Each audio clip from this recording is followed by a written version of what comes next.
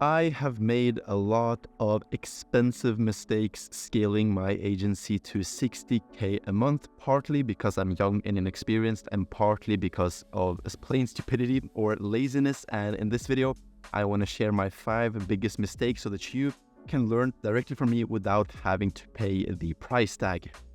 Mistake number 1 is that I was way too sloppy with following up on past due contracts and invoices. Recently, like a couple of weeks ago, I lost $14,872 due to poor follow-ups of invoices. So I had a client who went 2 months without paying us, which I allowed, which is completely my fault, of course.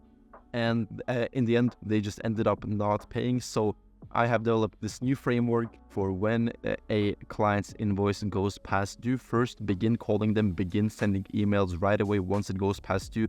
Get a timeline. You have to get a specific date by which the invoice will be paid, and tell them that if the invoice goes 7 to 14 days past due, you have to decide those timelines yourself. You will turn off the paid advertising or whatever the service is that you are providing. Tell them that if you don't pay, I will turn it off. That usually gets them to act pretty quickly. Point is, get a specific time frame and let them know that things will go downhill if they don't pay. And if they actually don't pay after 14 days, turn off the ads. And that's not a client you actually want. Of course, if they have some issues, if the bank is not letting the payment go through, whatever, of course, give them some time, let them figure it out. But if they are just not willing to pay or just not answering, then yeah, give them some repercussions and learn from my close to $15,000 mistake.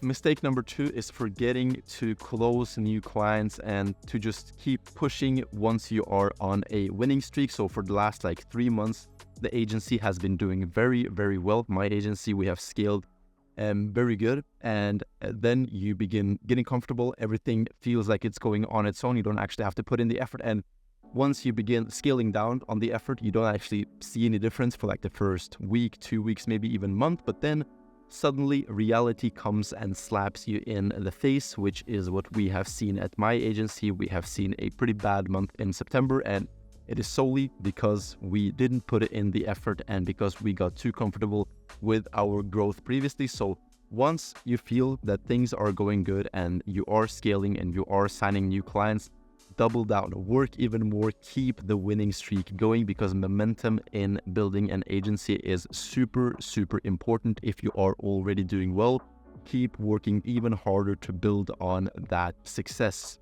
Mistake number 3 is not putting enough time and effort into client delivery and client results, aka delivering the service for the clients and making sure that the client is happy. It is very easy to get distracted and only do outreach, only sign new clients, only build your personal brand, whatever it is that you're doing and that you actually enjoy, that you forget to actually deliver the service. And of course, service delivery is the most important part of any agency once you get past 10K a month, because if you have the best results in the industry, you will never have an issue with getting new clients and scaling your agency. Your results will speak for themselves. So the best way to scale an agency past 10K a month is to focus on the client results. If you want an exact breakdown of what you should be focusing on in each stage of the agency journey, I will leave a link to one of my latest videos where I went through exactly what you should be focusing on when going to 10K, when going to 25K, and when going to 50K and beyond. Mistake number 4 is not understanding our clients' wants, needs, and objections deeply enough. So several times we have been in a situation where we have a bit of a tensed relationship with our client for whatever reason. Maybe the results are not too good. Point is, we have a tense relationship. We begin running damage control. We begin trying to solve the issue without actually asking the client what the issue is. And then turns out that we misunderstood the situation.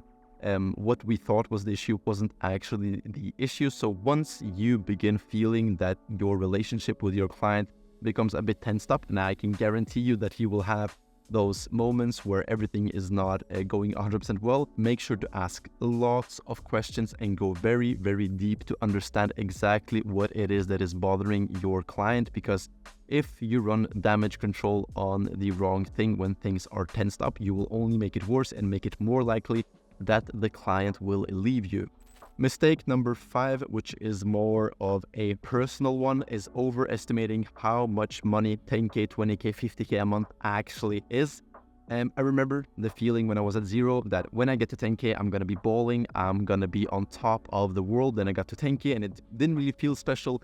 Nothing changed. I had more expenses. My lifestyle was different. I was living with my parents. So I still felt as broke as before. Then I went to 20K, then to 50K. Your lifestyle adjusts. You have more expenses. You have more team members, more things weighing down on your shoulders. And it can feel very demotivating if you thought that when I get to 20K, I'm going to have this type of lifestyle. Then you get there and it's not actually like that. So my recommendation is lower your expectations. Expect to be in your parents' basement until you are at like 100K a month. You would rather under-expect than over-expect what life is going to feel like at that point. Because as I said, again, if you expect one thing and then it's not like that, you are going to feel demotivated. So don't fall into the trap of feeling that 10K, 20K, 50K a month, whatever the number is a big amount of money. I hope this video was valuable. I have lost tens of thousands of dollars due to these mistakes. So I hope that you can learn from my mistakes and not have to pay this ignorance debt on your own. If you believe that I've deserved it, make sure to leave a like on this video and subscribe to the channel. Other than that, have an amazing week and I can't wait to meet you at the top.